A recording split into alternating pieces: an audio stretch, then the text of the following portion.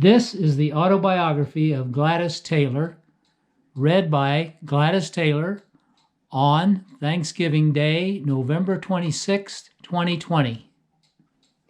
This is Gladys Dilly Taylor, my life from 1925 to 2020. I was born in Philo on March 25th, 1925. Mom said no milk satisfied me until I was given goat's milk.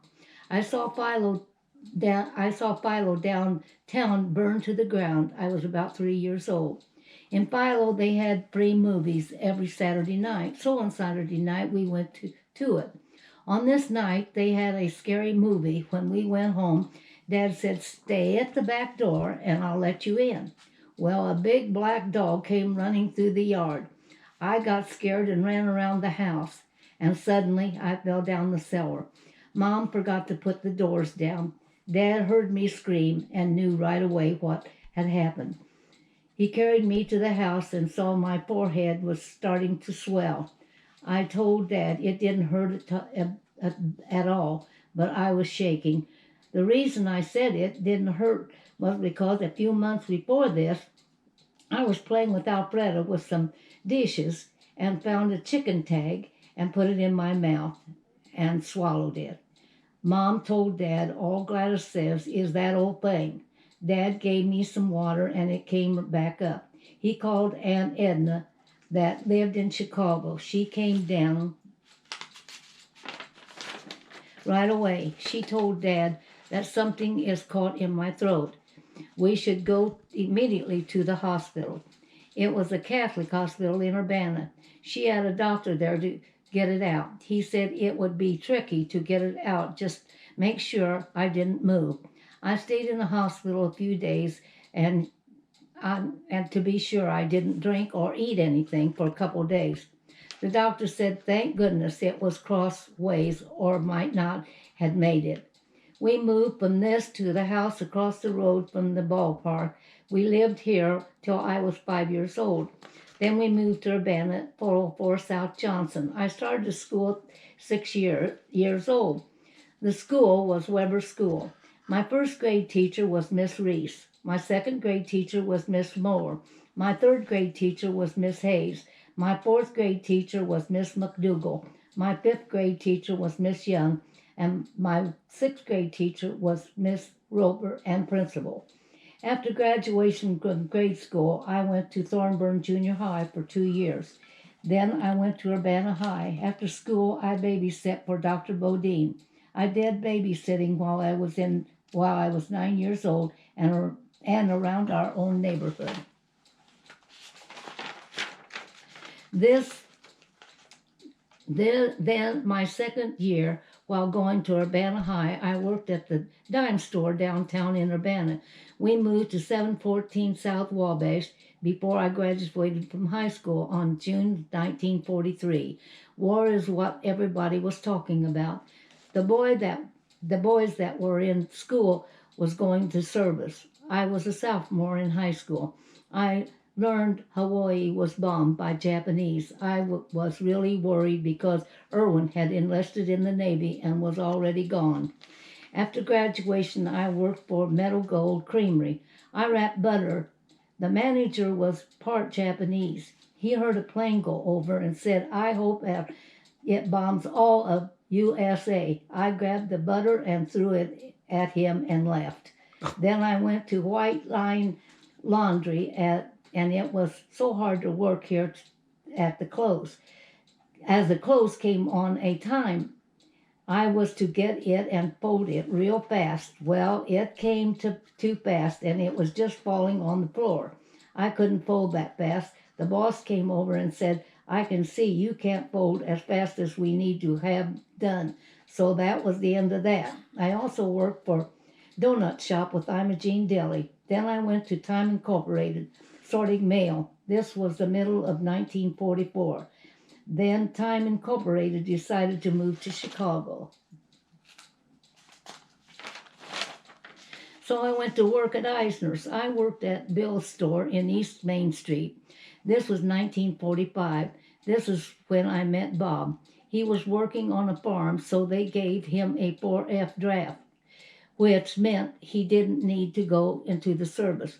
We started going together, and on November the 19th, 1945, he gave me an engagement ring, and then he told me he signed up to go to the service in the Army.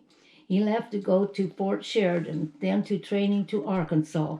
He came home on leave. I was still working for Eisner as a manager. This was in December. He told me he only had 2 weeks leave and wanted to get married before he left to go to Columbus, Georgia. This was not December the 22nd, 1945. So we hurried and got in touch with my family and his. We got married at Christian Church in Urbana on December the 25th, 1945 at 4 o'clock. In 1946, Bob called and said he got an apartment for me to come to Georgia. I packed what I could and left on a troop train. I got to Georgia and Bob was at the station waiting for me. We lived here about a year, 1945. Then we went to Fort Bragg, North Carolina, to get his discharge. North Carolina and Georgia are the only two places paratroop is located. Bob's only mistake was signing up for the reserves. We got home and I lived with Bob's folks about a couple weeks. Bob found work for Leland Nelson outside of Fisher. We lived in an old house in Lotus for free as he owned the house. We lived here in 1948 but didn't stay too long. Then we moved to Paul McHenry's in Urbana near St. Joe. We didn't stay here very long. I found out I was pregnant, so we moved to Urbana and stayed at my folks'. This was the year 1949, and Bob decided he no longer wanted to farm. He started out looking for a job, the first place at Prairie Farms. He talked to the boss, Mr. Hostrasser, very nice man. He told Bob he would let him know if he got the job. A week later, he came to Dad's house and told him he got the job. We were living with my folks, and Dad talked to a neighbor that Roger Weller was building houses on Crystal Lake Drive. They were prefab houses. Bob got hold of a Weller and said he had a lot for sale on 113. So we paid a down payment and got the house started. The house didn't get done before Alan was born. Alan was born on May the 21st, 1949. 22nd. He weighed 7 pounds and some ounces. Bob and I decided to build a garage, and Dad said he would help. While they were working on the garage, Bob got a message from the government saying he was on alert for duty. Bob said, "This doesn't look good." In 2 weeks, he got the call saying, "Get ready," within 2 hours, and go to Waco, Texas. This was on September the 27th, 1950. Alan was 14 months old. What a shock to see Bob go. He left with Guy from Fisher, Clarence Ralph. Bob was gone about a month when I got a call saying Clarence Ralph's wife was coming and I got a ride with her. She told me she didn't like to drive, so I did most of the driving. Alan was so good, just sat by me playing with JoJo, a pencil doll Imogene made for him. It was a long trip, but we made it. The route we took was old Route 66. The curves and hills were terrible, only 2 lanes. Bob was so glad to see Alan and me. He told me he would be leaving here and going to Korea. When it was time to go, I just couldn't say goodbye. Bob grabbed Alan and said and cried so hard I couldn't hardly stand it. He left on a big truck with a bunch of the guys. I couldn't stop crying, and poor little Alan didn't know what was going on. When we got back home, Alan got the measles. He had to stay in the dark room. I told Alfreda Alan had the measles, but she left Troy in the room with Alan, and of course he got them too. I got word in June the 4th, 1951, he was slightly wounded. The telegram read, "Slightly wounded in the right eye." He was in Busan Hospital. Then, then, and hospital. Then by plane landed in Hawaii for a short stop. Then on to Texas. He was there for a short time. Then he was sent home. He had to find his own way. He asked some guy who had a plane if he could have a ride. The guy took him halfway. Then he caught a bus to Urbana.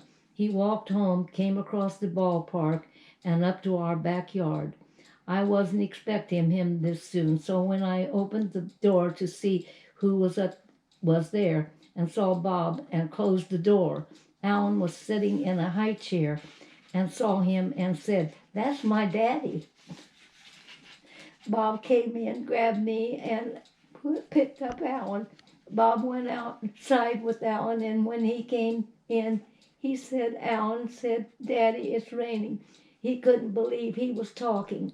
We took a short trip to Smoky Mountains and had a good time. When we got back, it was time for Bob to go to work at Prairie Farms. We lived at Crystal Lake from 1949 to 1954, then built a house at 1103 Fairlawn Drive. This was called Ambet Edition. Alan was 5 years old when we moved here. He was kindergarten age, but I didn't want him to go to school, so I kept him home till 6, and he started first grade. We rented the house on Crystal Lake to Mr. Breyer for $90 a month. Then in 1963, we built a house at 1107 Fairlawn, sold our house at 1103 for $90,000 to Beverly and Charlie Wright. Alan and Karen helped us on the house. Alan was 14, and Karen was 7. At this time, Alan was running cross country and track. I tried to attend to all of them. Mrs. Ann Armour and Aunt Marty rode with me to the games. He had coached Jean Armour. He really liked Alan. Karen was in grade school and having fun with Jill Airy and Ann Longingball, then started to run around with Cindy Cox all through till high school. Alan graduated in June of 1967, then went on to college at Bloomington Normal. Karen finished her schooling in 1974. She then went to Carl to work and then to the U of I. She got married in April 23, 1977. Alan finished college and got married June the 10th, 1971. Alan and Paul adopted Kim on April the 15th, 1983. Nick and Karen got married on April 23rd, 1974. They had Darren Matthew on May the 27th, 1985. Karen Thomas was born on June the 2nd, 1992. Bob and I bought an apartment at 101 South Busey and another one at 304 South Busey. After Bob retired, he kept busy working at the apartments. He really enjoyed doing this. Bob and I started traveling, going out west to Estes Park, Cripple Creek, Baca Grande, Grand Junction, Wolf Creek Pass, and Pueblo. In 1988, Bob had trouble with his fake eye. Went to the hospital, found out it didn't want to stay in as the skin didn't like what was in there. So we went to Chicago a few times. He was operated on and grafted skin from his thigh, and it worked fine. In December 1990, we were all together on Christmas in Florida at Disneyland when Bob really got sick. But he kept on going. We rode rides and had a good time. We started for home and Bob asked me to drive. He didn't feel good. When we got home, he went to bed, but next day I took him to the emergency and Dr. Brunner had another doctor look at him and said he needs to operate on him. They did and found out he had pancreatic cancer. Doctor said he had about 6 months to live, but he didn't. He died on February 21st, 1991. We couldn't believe he died so fast. This was a terrible time of our lives. For a year, I didn't do much trying to get over Bob's death. I wasn't ready to give him at 64 years of age. Just as the year passed on, I decided I would travel. I took short trips with CIB, a short trip, but I met a lot of people, and one was Joanne Hemblin. We went to Hawaii, Alaska, Panama Canal, Aruba, San Juan, St. Thomas, and Costa Rica. Then I started volunteering at Carl. I took roses to rooms that got to be expensive, so I delivered fake roses. They got to looking terrible, so we went to tote bags until on on February and March the virus caught up and we were laid off. This is November the 20th, 2020, and still we can't work at the hospital. I do work at resale shop every Tuesday morning. I watch game shows on TV and I read a lot. And October the 3rd, Kyle and Holly got married, only family members. Real nice wedding. I found out in July Jenny was pregnant and was having a boy.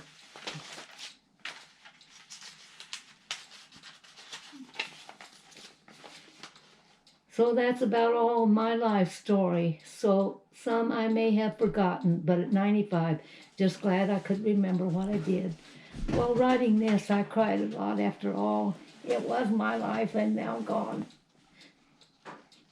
I have had a wonderful life, and I'm so glad God gave me two wonderful children, Alan and Karen, and also spouses Paula and Nick, and three grandchildren, one great-granddaughter, and one great-grandson on the way.